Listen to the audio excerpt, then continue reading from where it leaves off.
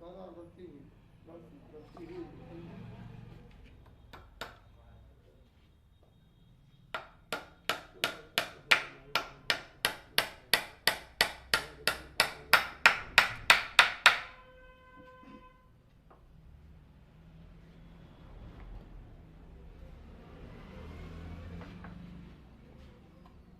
तेरे पत्नियों के गद्दा बना दें और कलर देंगे आराम से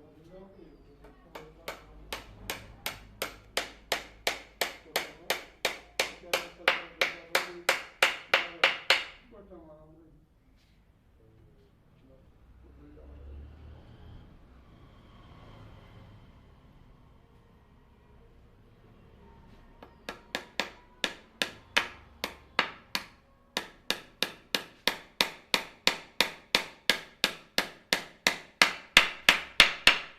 अभी लकड़ी नहीं उगती है या जब लकड़ी ला के अभी लकड़ी नहीं उगती है तो बहुत महंगी बनती है।